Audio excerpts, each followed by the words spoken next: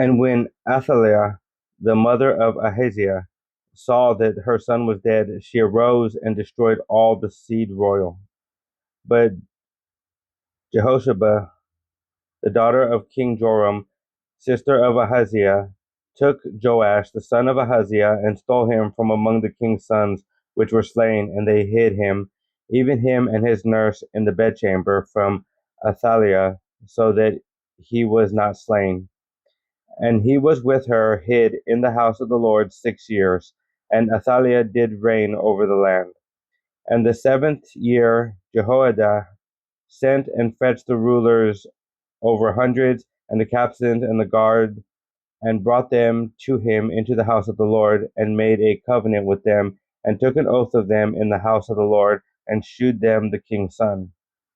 And he commanded them, saying, This is the thing that ye shall do. A third part of you that enter in on the Sabbath shall even be keepers of the watch of the king's house. And a third part shall be at the gate of Sur, and a third part at the gate behind the guard. So shall ye keep the watch of the house, that it be not broken down. And 2 parts of all you that go forth on the Sabbath, even they shall keep the watch of the house of the Lord about the king. And ye shall compass the king round about, every man with his weapon in his hand, and he that cometh within the ranges, let him be slain. And be ye with the king as he goeth out and as he cometh in. And the captains over the hundreds did according to all things that Jehoiada the priest commanded. And they took every man his men that were to come in on the Sabbath with them, that should go out on the Sabbath, and came to Jehoiada the priest. And to the captains over hundreds did the priests give King David spears and shields that were in the temple of the Lord. And the guard stood, every man with his weapons in his hand, round about the king, from the right corner of the temple to the left corner of the temple, along by the altar and the temple.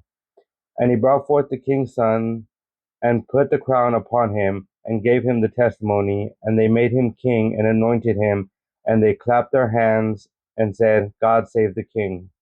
And when Athaliah heard the noise of the guard and of the people, she came to the people into the temple of the Lord.